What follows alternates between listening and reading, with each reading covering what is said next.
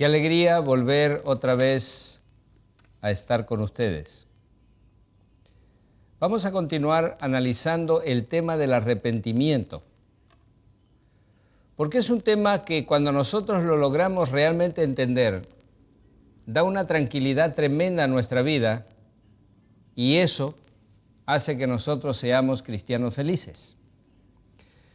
Vamos a volver a leer Romanos capítulo 2, versículo 4, para que logremos entender mejor cómo es que el ser humano llega a arrepentirse. Dice, ¿o menospreciáis las riquezas de su benignidad, paciencia y generosidad, ignorando que su benignidad te guía al arrepentimiento? Nosotros hemos venido analizando anteriormente algo con relación a la conversión y hemos dicho que el ser humano se convierte gracias a la intervención del Espíritu Santo. El Espíritu Santo comienza a hacer sentir en el ser humano el deseo de algo bueno. En segundo lugar, el mismo Espíritu Santo lo ayuda al ser humano a saber qué es aquello bueno que necesita y que desea. En tercer lugar, el ser humano llega a entender su convicción, mejor dicho, a convencerse de su condición pecaminosa. Y luego entonces se da cuenta de que a pesar de que desea lo mejor, a pesar de que sabe que es lo mejor, a pesar de que encontró su condición pecaminosa, se da cuenta de que es impotente para cambiar su vida. Y luego entonces viene la entrega. Todo esto se produce cuando uno acude a Cristo. Todo esto que hemos hablado no se produce lejos de Cristo. Entonces, ¿a dónde entra el arrepentimiento? El arrepentimiento es algo simultáneo, es algo que se va produciendo en el momento o en el proceso de acudir a Cristo y que el Espíritu Santo va haciendo su efecto y su trabajo dentro de nosotros. Por eso el apóstol San Pablo dice, ¿acaso ignoráis que la bondad de Dios, la misericordia y la generosidad de Dios es la que te lleva al arrepentimiento? Y el mismo apóstol San Pedro en el libro de los Hechos dice que es el Señor el que nos da el arrepentimiento. Ahora miren ustedes, los judíos, los fariseos, consideraban que para poder ir a Cristo o ir a Dios, ellos primero tenían que arrepentirse. Ellos consideraban que una persona que no se había arrepentido no era digna de ir a buscar a Dios. Por eso, cuando el Señor Jesús se relacionaba con la gente pecadora, según ellos lo criticaban y decían, Él se junta con publicanos y pecadores. Pero es justamente esas personas las que sentían la necesidad de un Salvador. El Señor Jesús le dijo a los fariseos, los sanos no tienen necesidad de médico. Y yo no he venido a buscar a aquellos que están salvos, he venido a buscar a los perdidos. Entonces, recalco algo importante. El arrepentimiento precede al perdón de pecados. Pero el arrepentimiento viene como producto de ir a Jesús. Lo que nosotros tenemos que hacer es aceptar esa atracción de Jesús. Porque tampoco nosotros vamos a Jesús por nuestros propios medios. Es cuando el Espíritu Santo trabaja en nosotros y hace que nosotros comencemos a sentir la atracción de lo bueno y positivo. Eso es lo que nosotros dijimos, es el deseo de algo bueno. Entonces, mis amigos, es bueno que nosotros entendamos esto. Volviendo al hijo pródigo, personalmente creo que la parábola del hijo pródigo es la lección objetiva más clara de lo que significa la vida cristiana cuando uno llega a encontrarse con Jesús. El hijo pródigo, si se hubiera quedado sentado allí, no habría recibido nada.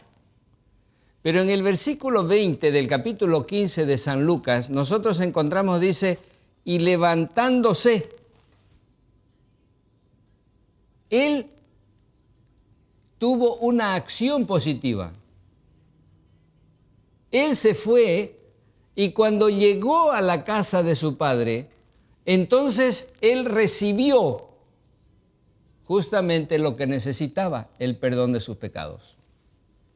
Entonces, si nosotros abrimos nuestra Biblia en el libro de los Hechos de los Apóstoles, en el capítulo 2 y el versículo 38, Pedro respondió: arrepentíos y bautícese cada uno en el nombre de Jesucristo para perdón de los pecados. ¿Se dan cuenta ustedes? El arrepentimiento es previo al perdón, pero el arrepentimiento y el perdón no vienen como producto de que uno haga un esfuerzo especial. El esfuerzo especial que tú tienes que hacer y yo tengo que hacer para que se produzca eso en mí y en ti es ir a Jesús. Mirar a Jesús, observar el amor de Jesús, saber cuánto sacrificio hizo el Señor Jesús por ti y por mí.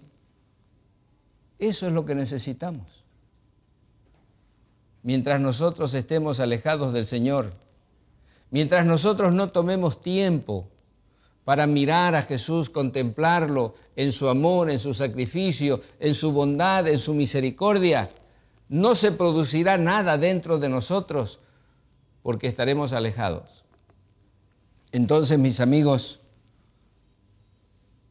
la bondad de Dios es la que nos atrae cuando nosotros abrimos nuestro corazón a la influencia maravillosa del Espíritu Santo. Y el resultado es maravilloso también, porque el resultado es arrepentimiento y perdón de pecados. Y la vida del ser humano que ha logrado entender esto es una vida totalmente distinta. ¿Cuántos de nosotros hemos sentido que la religión es una carga?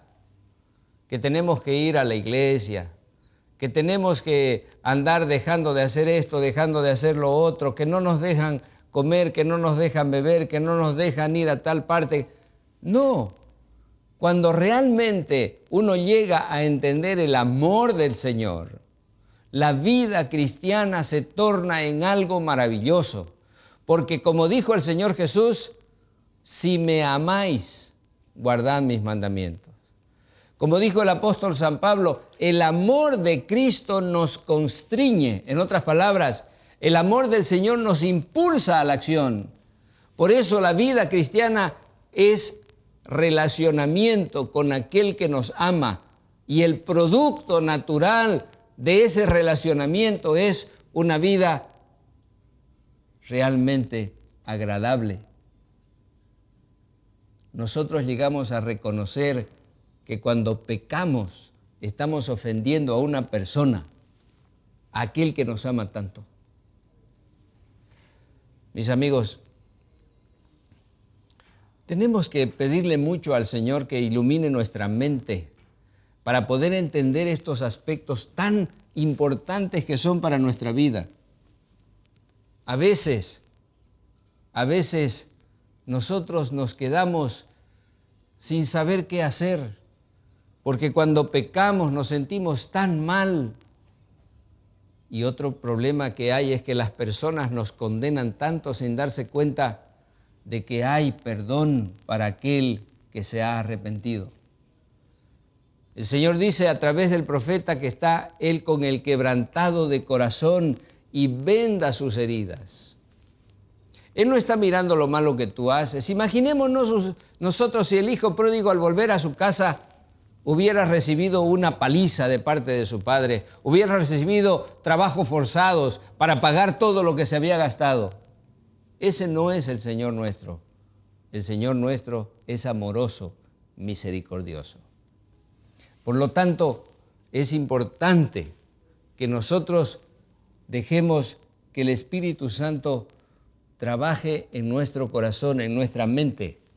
Y ahora que el Señor nos está abriendo su palabra y nos está abriendo el entendimiento para poder entender estas verdades tan importantes, ¿por qué no permitir que Él siga haciendo el trabajo maravilloso en nuestro corazón?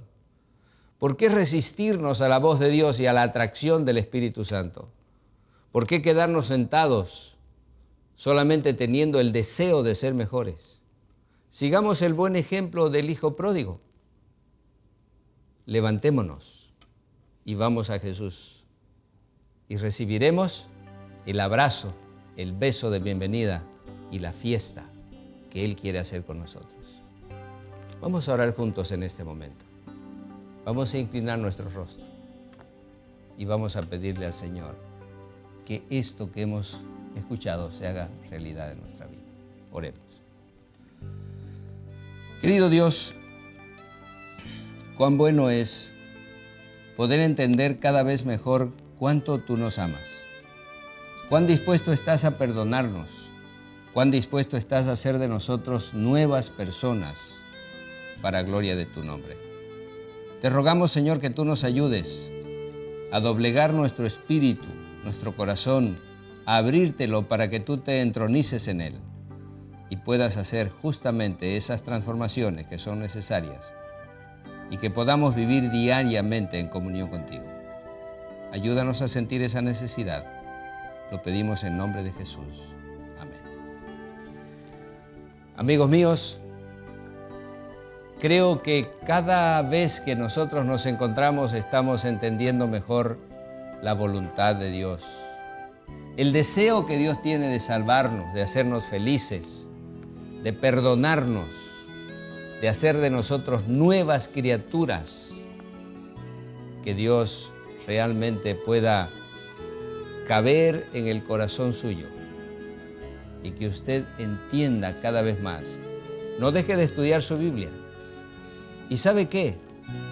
Mándenos alguna comunicación porque necesitamos saber qué es lo que usted está necesitando. Que Dios lo bendiga muchísimo y que tenga éxito en la vida cristiana y que sea muy feliz para la gloria de nuestro Dios.